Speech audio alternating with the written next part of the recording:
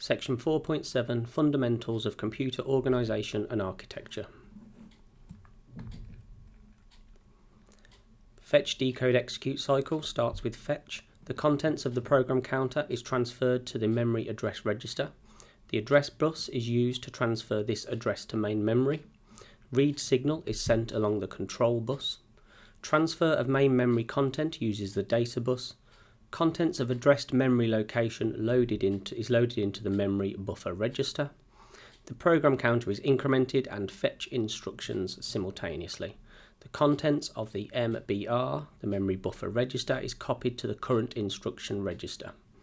The decode section, the instructions to decode are held by the current instruction register. The control unit decodes the instruction, and the instruction is split into opcodes and operands. Execute, if necessary, the data is fetched or stored. The opcode identifies the type of operation or instruction to be performed by the processor. The operation is performed by the control unit. The ALU is used for calculation and comparisons. The results may be stored in a register or main memory. The status register is updated. If a jump or branch is required, the program counter is updated. Control bus will transfer signals to other components to initiate sequences or actions. The processor communicates with main memory and input and output devices via buses, address, data and control. Instructions and data are fetched from memory, processed by the CPU, and the results may be sent back to the memory or input-output devices. Interrupts. An interrupt is a signal sent to the processor from a hardware device or a program so that a device or program that needs immediate attention of the processor can be dealt with. The volatile environment, such as the contents of registers, must be saved before an interrupt is serviced so that the currently running process can be returned to. Interrupts pause the fetch decode execute cycle. The process saves the contents of the registers, the volatile environment, executes the interrupt service routine, and restores the saved environment to resume its original process. How can we improve processing speed by changing hardware? You can replace the processor with one that has more cores. You can increase the amount of cache memory, increase the clock speed of the processor, use a parallel processor architecture, use a processor with a bigger word size, use a processor that makes better use of pipelining, install more RAM or use RAM with a faster access time, replace the motherboard with one that has buses which run at a faster clock speed, replace the motherboard which has one with more lines in the data bus, or replace hard drives with SSDs that can be read at a faster rate. How can we improve the performance by changing network architecture or hardware? Replace the network cable with a cable that has a higher bandwidth, such as fiber optic. Replace any wireless connections with wired ones. Replace the network cards with ones that can transmit data at a higher bit rate. Split the network into subnets. Use a star topology instead of a bus. Consider using a more effective protocol for the data across the network, and add additional wireless access points. This is an example of a diagram for the von Neumann architecture. This is a similar example here with different input-output devices. You may be asked to label these in the exam. The Harvard architecture of CPU has separate memory units and buses for instructions and data. It allows for simultaneous access to instructions and data memory. Increased processor performance by minimizing processor wait times. Memory can be adapted for specific systems, e.g. different sizes, word lengths or types. Instruction memory can be implemented as ROM, protecting programs from unauthorized changes. Commonly used in embedded systems where speed and reliability are critical, e.g. traffic control systems. The von Neumann architecture uses the same address and data buses for both instructions and data. Instructions and data share the same pathways, which can slow performance, resulting in a bottleneck. Allows for flexible memory use, enabling a variety of programs to run. More vulnerable to security exploits. Commonly used in general purpose computers that run multiple applications and tasks. The advantages of a Harvard method is that it avoids or reduces the bottleneck of a single data address bus. It avoids the possibility of data being executed as code, which is a method that can be exploited by hackers.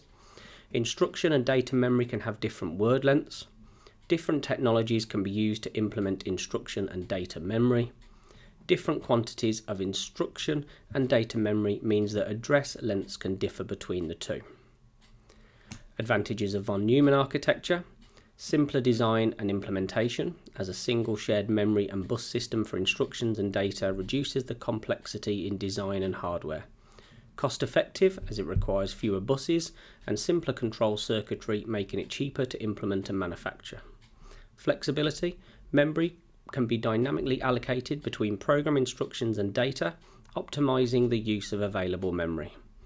Easier programming: with a single address space for instructions and data, memory management and programming are more straightforward. Universality: well suited for general purpose computing, making it the standard architecture in most modern processors. Widely supported: extensive software development tools, compilers and ecosystems are designed around the von Neumann architecture. Seamless self-modifying code: since instructions and data share the same memory space, the architecture naturally supports self-modifying code useful for certain algorithms. Less redundant hardware: no need to duplicate buses and memory units, which saves on hardware resources. These are some of the registers that you need to be aware of. The program counter holds the address of the next instruction to be executed. The current instruction register stores the current instruction being decoded or executed. The memory address register holds the address in memory being accessed. The memory buffer register temporarily holds data read from or written to memory.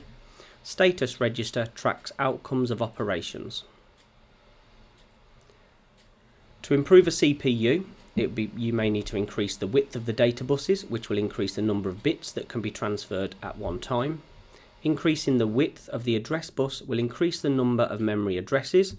Addressable memory refers to the total number of unique memory locations accessible by the processor, determined by the width of the address bus. For example, an address bus with 16 lines can address 2 to the power of 16, which is 655,362 memory locations. The comma's in the wrong place there. Increasing the clock speed means instructions performed more quickly, as the fetch execute cycle will happen faster. Other keywords: a peripheral is a hardware device or component that is not part of the CPU. The input-output controller allows exchange of data between the processor and a peripheral. It contains electronics appropriate for sending signals to the device connected to the computer. We use them as each peripheral operates in a different way, and it is not sensible to design a processor to control every possible peripheral. A bus is a set of parallel wires that are used to connect together components inside the computer in order to pass signals between them. The data bus can be used to transfer data and instructions between the main memory and the processor. It is the only unidirectional bus. The control bus carries control signals. An example of a control signal are the clock reset, interrupt requests, and input-output write. Machine code instructions in the main memory are translated into machine code by an assembler. Programmers program in high-level languages rather than machine code, as they are problem-oriented. The programs are portable. It uses English-like syntax. It's less tedious to program and offers extra features such as data types. The stored program concept: machine code and programs are stored in main memory and are fetched and executed serially by a processor that performs arithmetic and logic operations. These are used in embedded systems, for example a washing machine's controller, and it uses stored instructions for automated processes. These questions on assembly language, you will be given the codes in the exam, so I'm not going to read them all out to you now. This is an example question with the answers filled in for you, so you can take your time, have a look through, have a go at it, and hopefully you'll get the same answers that you can see on the screen here.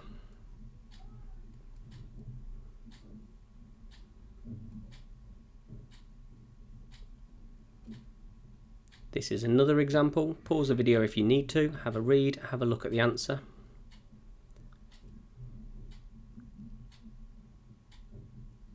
We'll do a separate video explaining how to answer these questions.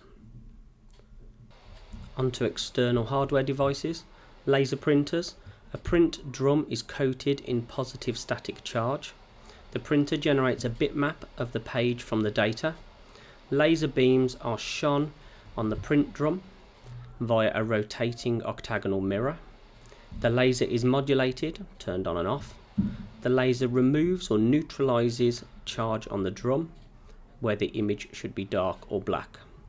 Toner is given positive charge, and the charged drum picks up the toner. For the drum or laser mechanisms, one will be needed for each colour if it's a colour printer. Toner is transferred from the drum to the paper, and toner is fused, bonded, melted or stuck to the paper by heated rollers or pressure. Digital cameras are made up of a grid of pixel sensors, or CMOS or CCD sensors. Each sensor measures the intensity of light at a point, and the sensor outputs a voltage depending on the light intensity. The voltages are turned into binary data to give a digitalized version of the image. An image processing software analyzes the image. Barcodes can be read by a reader where a light source or laser is shone at the barcode. A moving mirror moves the light beam across the barcode. Light is then reflected back. Black and white bands reflect different amounts of light, and a light sensor measures the amount of reflected light. The light received is converted into an electrical signal or binary. RFID tags contain transmission circuitry and antenna. The memory on the tag stores data. The RFID reader, for instance at a till, transmits or sends signals. The signal activates or energizes the current in the RFID tag. The RFID tag transmits data by radio wave. The RFID reader converts the radio wave into binary data. The RFID tag on a card, for example, is a passive device, and it transmits over a very short range. Optical discs has a reading mechanism in which a low power beam of laser or light is shone at the disc. The light is focused on a spot on the track which goes around the disc in a spiral. Some light is reflected back from the disc. The amount of light reflected back is measured by a light sensor. The disc spins at a constant linear velocity so that the data can be read. It's represented as data is stored on one spiral track. Land reflects whereas a pit scatters light or doesn't reflect light, or vice versa.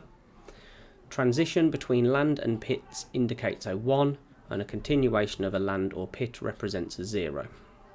To write data, a high-powered or high-frequency laser makes sections of the disk less reflective or burns a pit. A solid-state drive, this is where data is stored electronically. There are no moving parts. Data is stored in transistors that do not lose their charge when power is no longer applied. Presence of trapped charge or absence indicates a 0 or a 1. It uses NAND or flash memory. Data is organised into blocks, and a whole block of data must be written as it's not possible to write individual values. A block must be erased before it can be overwritten, and controller manages the organisation of the data. The difference between an SSD and a hard drive then. SSDs have low power drain. They are less likely to be damaged if dropped, have faster access time, which could allow more data to be stored per second. They are silent, which means they will not disturb users. They are light and less obtrusive or smaller. They produce less heat, whereas magnetic disk drives are useful where large capacity is needed without spending a lot of money on a large SSD.